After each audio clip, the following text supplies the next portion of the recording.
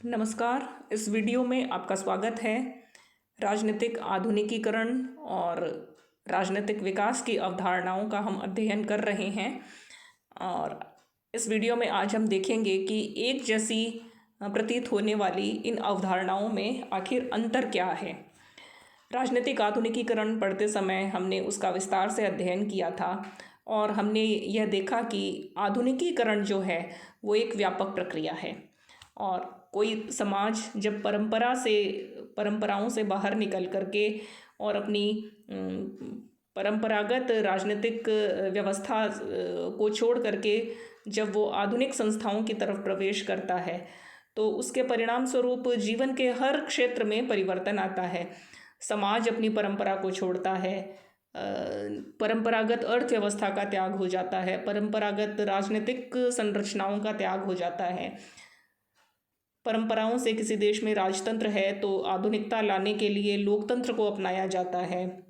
बहुत सारी नई नई संस्थाओं की स्थापना होती है, संसद, न्यायपालिका, कार्यपालिका, शिक्षा, नई प्रकार की औद्योगिक अर्थव्यवस्था को अपनाया जाता है। तो इस तरह से आधुनिकीकरण एक व्यापक संकल्पना है और इसी व्यापक संकल्पना का एक जो हिस्सा है वो राजनीतिक आधुनिकीकरण कहलाता है, जिसमें राजनीतिक क्षेत्र में आधुनिकता को लाने का प्रयास किया जाता है। तो इस तरह से राजनीतिक आधुनिकीकरण जो है वो मुख्यतः आधुनिकीकरण से जुड़ी हुई संकल्पना है और आधुनिकीकरण का संबंध समग्र रूप से समाजशास्त्र तथा अर्थशास्त्र से जुड़ा हुआ है। इसलिए हम ये कह सकते हैं कि राजनीतिक आधुनिकीकरण और आधुनिकीकरण का जो अध्ययन है वो मुख्यतः समाजशास्त्री और अर्थशास्त्री करते हैं। जब हम राजनीतिक आधुनिकीकरण की बात करते हैं तो उसके बारे में 6 क्षेत्र हैं, यानी कि 6 विषय हम 6 आयामों पर राजनीतिक आधुनिकीकरण की चर्चा करते हैं। राष्ट्रीय अभिज्ञान, राजनीतिक औचित्यपूर्णता, प्रवेशन, सहभाग, एकीकरण तथा वितरण के समाधान करने की क्षमता का नाम राजनीतिक आधुनिकीकरण है। अब इसको सरल शब्दों में देखें तो उसका अर्थ बहुत सरल है कि सबसे पहले किसी भी जो अविकसित देश की जो जनता है, जो कि एक परंपरागत समाज की जो जनता है, वो राजनीतिक आधुनिकीकरण की प्रक्रिया के अंतर्गत सबसे पहले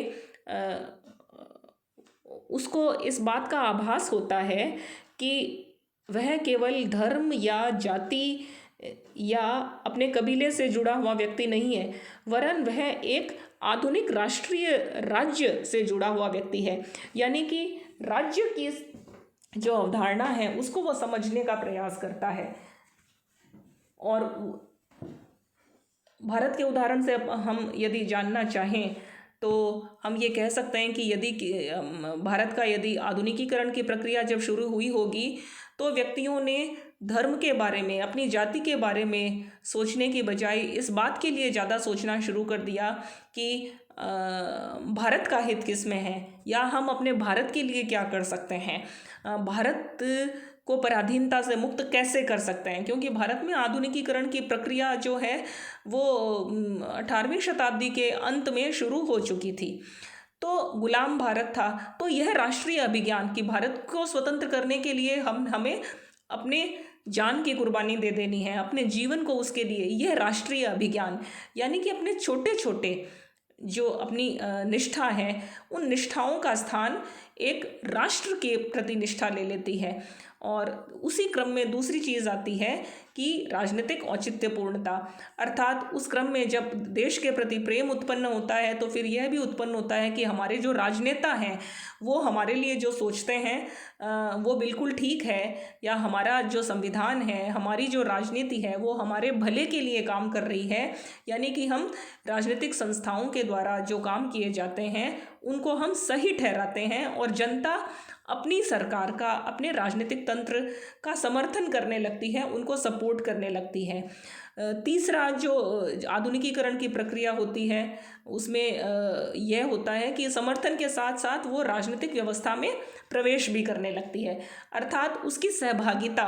जैसे यदि चुनाव होते हैं तो चुनावों में मतदाता खुशी खुशी वोट देते हैं और यह सोचकर वोट देते हैं कि हमारे लिए सही काम करने वाला प्रतिनिधि कौन होगा। और कानूनों को जब बनाया जाता है तो उन कानूनों में अपनी राय व्यक्त करते हैं कि ये काम ठीक है या नहीं है। या स्थानीय स्तर पर यदि पंच सरपंच के इत्यादि जो चुनाव होते हैं उनमें खुशी खुशी भाग लेते हैं। अर्थात वो जो राजनीतिक गतिविधि है उस राजनीतिक गतिविधि में प्रवेश करने के जितने भी साधन हो सकते हैं उनमें उनका प्रवेश होने लगता है, क्योंकि उससे पहले तो उनके लिए राजनीति एक दूर की वस्तु थी। लेकिन जब राजनीतिक आधुनिकीकरण शुरू होने लगता है और जब लोकतंत्र का विस्तार होता है तब वो उस राजनीतिक जो व्यवस्था में सरकार का एक भाग बनने की कोशिश करते हैं। और जब प्रवेश हो जाता है तो उसके बाद उनकी सहभागिता, जैसे हमने बताई है कि सहभागिता और अधिक बढ़ती है और वो ये महसूस करते हैं कि ये राजनीतिक व्यवस्था हमारे लिए ही बनी है और हमारी ही ये जिम्मेदारी है, हमारा ये दायित्व है कि हम सब मिलकर के अपने इस राजनीतिक तंत्र को, अपनी इस सरकार को ठीक प्रकार से चलाएं। यानी कि वो ये महसूस करते हैं कि सरकार जो है वो हमारे लिए सब कुछ करेगी, वो तो ठीक है, लेकिन हम भी सरकार का हिस्सा बन करके हमारे अधिकारों के साथ साथ हम अपनी कर्तव्यों की भी बात करें और राजनीतिक गतिविधि में सहभागिता अधिक से अधिक बढ़ाएं। और जब सहभागिता बढ़ेगी उससे पूरे देश की जनता में एकरूपता, एकीकरण की भावना आएगी और राष्ट्रीय एकीकरण के जो मजबूत करने वाले जो विभिन्न तत्व होंगे वो मजबूत होंगे। और जब पूरी जनता इस तरह से उस देश की सरकार के साथ या उसकी राजनीतिक के साथ जब एकरूपता महसूस करने लगती है, अर्थात जब व्यक्ति को ऐसा लगता है कि यह सरकार मेरी है, ये व्यवस्था मेरी है, इसको मैंने बनाया है और मैं भी इसका एक भाग हूँ, मुझे भी ये हक है कि इन संसाधनों को मुझे भी मिलना चाहिए। यदि एक आदिवासी अगर ऐसा महसूस करने लग जाता है कि ये जंगल, क्योंकि मैं बरसों से यहाँ पर रहा हूँ, ये मेरे जंगल हैं और यदि ये जंगल कटते हैं तो मेरे अधिकार का हनन होता है और उसके लिए मुझे यदि आंदोलन भी करना पड़े तो मैं करूँगा, और उसके लिए वो प्रयास करके जब अपने जंगल को बचा लेते हैं तो यह एक प्रकार का सहभागिता है। और इस तरह से पूरी जनता जब सचेतन होकर के, जब जागरूक होकर के राजनीति में भाग लेती है और तब जो वितरण होता है, अर्थात संसाधनों के समान वितरण के लिए जब वो प्रयास करती है तो ऐसा समाज जो है वो समता युक्त समाज बन जाता है। अर्थात ये जो जल है, ये जंगल है, ये ज़मीन है, ये जैसे भी भौतिक और अन्य प्रकार के संसाधन हैं, नौकरियां हैं, राज्य के द्वारा दिए जाने वाले जो भी पुरस्कार हैं, उन सब में सब की समान भागीदारी, सबका समान रूप से वितरण होना चाहिए। तो ये राजनीतिक आधुनिकीकरण के 6 विषय हैं जो क्रम से एक के बाद एक आते हैं, तो उस देश का राजनीतिक आधुनिकीकरण हो जाता है। किंतु समस्या ये है कि राजनीतिक आधुनिकीकरण में जब इनका अध्ययन करते हैं तो वो राजनीति को एक स्वतंत्र चर नहीं मानते, बल्कि उनके लिए यह राजनीतिक आधुनिकीकरण की व्यापक प्रक्रिया का ही केवल एक पक्ष मात्र होता है। और यहीं पर राजनीतिक विकास की अवधारणा राजनीतिक आधुनिकीकरण से भिन्न हो जाती है, क्योंकि राजनीतिक आधुनिकीकरण की जो अवधारणा है वो पूरी तरह से समाजशास्त्रीय और अर्थशास्त्रीय चरों पर निर्भर करती है। किंतु राजनीतिक आधुनिकीकरण की जो अवधारणा है, जैसा कि उसका विकास 1965 के बाद में होना शुरू हुआ, वह, और जिसका पिछले वीडियो में हमने जिक्र भी किया था कि वह राजनीति को एक स्वतंत्र चर के रूप में स्वीकार करते हैं कि राजनीति जो है वो उसमें इतनी क्षमता होनी चाहिए कि वो आधुनिकीकरण को उसके आने के पश्चात स्वयं बहुत सारे परिवर्तन आ जाएं। तो इसलिए यदि हम इन दोनों की तुलना करें तो हम कह सकते हैं कि तुलनात्मक दृष्टि से राजनीतिक आधुनिकीकरण राजनीतिक विकास से एक व्यापक अवधारणा है। अर्थात आधुनिकीकरण का क्षेत्र बड़ा है और राजनीतिक विकास का क्षेत्र छोटा है, किंतु यदि उसकी सघनता की बात करें तो राजनीतिक विकास एक अधिक प्रगतिशील अवधारणा है। यानी कि राजनीतिक विकास में तेजी से परिवर्तन करने की एक क्षमता होती है। ये एक गत्यात्मक राजनीतिक आधुनिकीकरण की अपेक्षा यह एक अधिक गत्यात्मक और एक संकल्पात्मक अवधारणा है।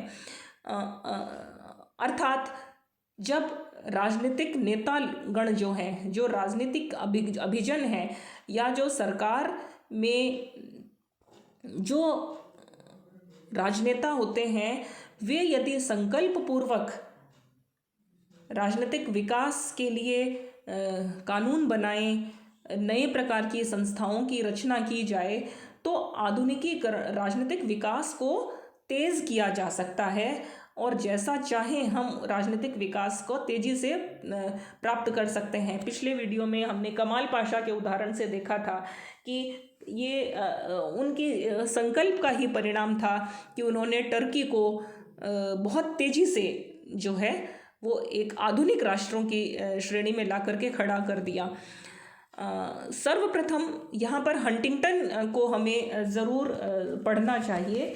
हंटिंगटन एक विचारक हुए जिन्होंने सबसे पहले यह स्पष्ट किया था कि राजनीतिक आधुनिकीकरण और राजनीतिक विकास ये दोनों एक ही चीज़ नहीं है, वरन आधुनिकीकरण और विकास में बहुत अंतर है।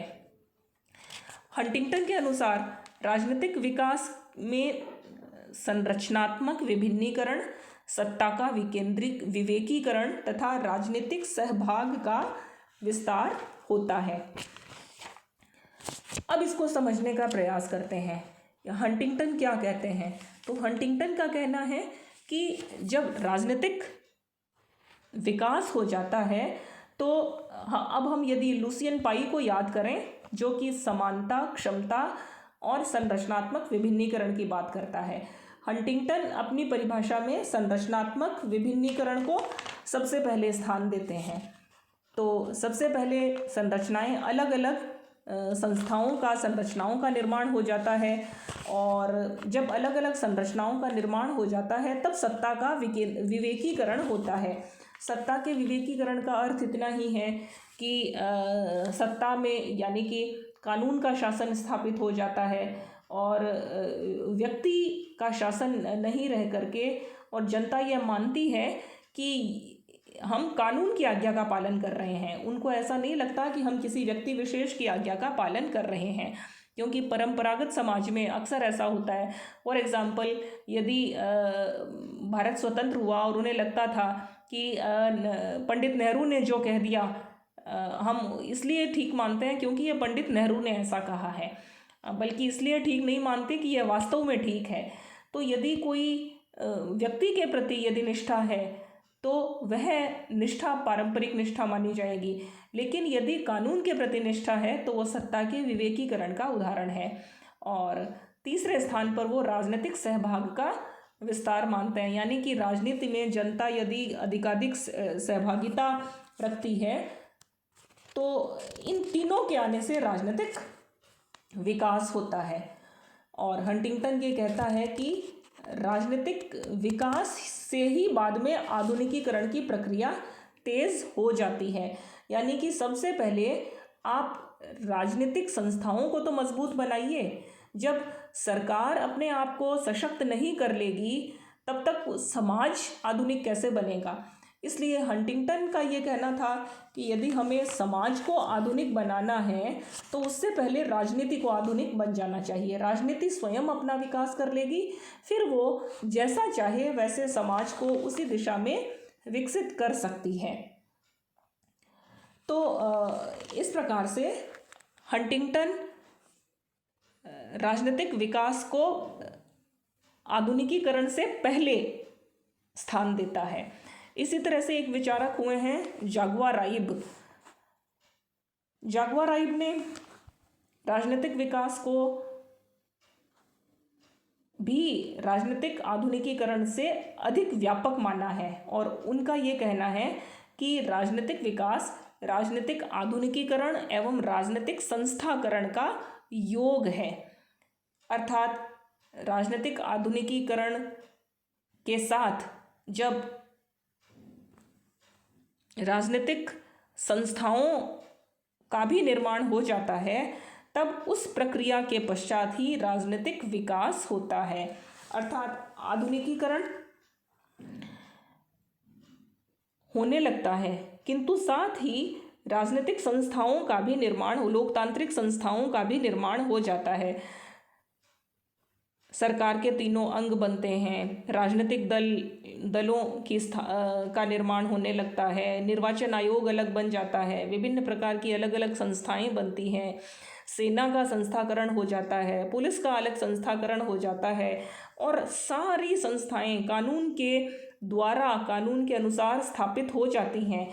और ऐसी जब संरचनाएं बन जाती हैं और साथ ही जब राजनीतिक आधुनिकीकरण, इन दोनों को मिलाकर के जो चीज़ बनती है वो ही राजनीतिक विकास है। और एक विचारक हुए हैं आइजेनस्टार्ट ने भी राजनीतिक विकास को अधिक व्यापक अवधारणा माना है। आमंड और जागुआराइब ने राजनीतिक विकास के 3 लक्षण बताए हैं और ये जो 3 लक्षण हैं वो एक तो जो लोगों की जो भूमिकाएं होती हैं राजनीति में, कोई व्यक्ति क्या कार्य करता है, उनका विभिन्नीकरण, यानी कि एक प्रशासक है, उसका काम कानूनों को लागू करना है, एक कानून निर्माता है, उसका काम कानून बनाना है और एक न्यायाधीश है, उसका काम कानून की व्याख्या करके और उसका न्याय का कार्य करना है। इसी प्रकार से एक वित्त विभाग में बैठा हुआ जो व्यक्ति है वो पैसे से संबंधित कार्य को देखेगा। इसी प्रकार से कृषि से संबंधित कोई एक विभाग है वो केवल खेती से संबंधित कार्यों को देखेगा। अर्थात प्रत्येक व्यक्ति अलग अलग विशेष कार्यों को जब करने लग जाते हैं और अलग अलग कार्यों की विशेषता जब किसी राजनीतिक व्यवस्था में आ जाती है, ये एक राजनीतिक विकास का पहला लक्षण बताया है। और दूसरा है उपव्यवस्थाओं की स्वायत्तता। उपव्यवस्था किसे कहते हैं? जैसे भारत की एक राजनीतिक व्यवस्था है, भारत की सरकार, और उसकी अलग अलग उपव्यवस्थाएं हैं, भारत के अलग अलग राज्यों की सरकारें, और राज्यों में भी और राज्यों को यदि एक व्यवस्था मान लें तो उसकी उपव्यवस्थाएं हैं गाँवों की और नगरों की अलग अलग सरकारें, अर्थात नगर निगम, नगर पालिका, पंचायतें, पंचायत समिति, अर्थात अलग अलग लेवल्स पर जब सत्ता का विकेंद्रीकरण हो जाता है और हर लेवल पर वो व्यक्ति, वो संस्था इतनी स्वतंत्र होती है कि वो अपने स्वतंत्र निर्णय लेने की यदि उसमें क्षमता उत्पन्न हो जाती है। इस प्रकार से सत्ता का केंद्रीकरण केवल एक ही ऊपरी स्तर पर नहीं रहता और उसमें यदि तेजी से जमीन के लेवल पर, धरातल पर यदि उसका विकेंद्रीकरण होने लगता है तो ये राजनीतिक विकास की निशानी है। और तीसरा है लौकिकीकरण। लौकिकीकरण को हमने समझ ही लिया है कि धार्मिक और परंपरागत निष्ठाओं के स्थान पर जनता धर्म से ऊपर उठकर सोचने लगती है। जनता अपने समाज और अपने समुदाय, अपनी जाति, अपने कबीले, अपनी भाषा, इन सब से ऊपर उठकर सोचने लगती है और वो पूरे राष्ट्र के बारे में जब सोचती है तब उसको हम लौकिकीकरण अथवा सेक्युलराइजेशन या धर्मनिरपेक्षीकरण कहते हैं। ये 3 चीज़ें होती हैं। अब इस प्रकार से ये एक बहुत लंबा विवाद चला कि राजनीतिक आधुनिकीकरण और राजनीतिक विकास में से प्राथमिकता किसे दी जाए। तो इसका सार यही है, अंतिम यदि निष्कर्ष माने तो वो ये है कि राजनीतिक आधुनिकीकरण की जो प्रक्रिया है वो एक व्यापक प्रक्रिया है, उसे समाजशास्त्र के नज़रिए से देखा जाता है। इसलिए राजनीतिक विज्ञान की दृष्टि से हमारे लिए राजनीतिक विकास का अध्ययन ही ज़्यादा महत्वपूर्ण है। आधुनिकीकरण सीधे सीधे राजनीति से जुड़ी हुई चीज़ नहीं है, और यदि हम किसी भी देश के राजनीतिक विकास के बारे में अध्ययन करना चाहते हैं तो हमें मूलतः उस देश की जैसा कि लुसियन पाई ने कहा, उसकी समानता, क्षमता, उसका विभिन्नीकरण, और जैसा कि आमंड ने कहा कि उसके लौकिकीकरण, ये सारी चीज़ों को हमें समझने का प्रयास करना चाहिए। अगले वीडियो में हम आधुनिकीकरण या राजनीतिक विकास के अन्य पक्षों का अध्ययन करेंगे। धन्यवाद।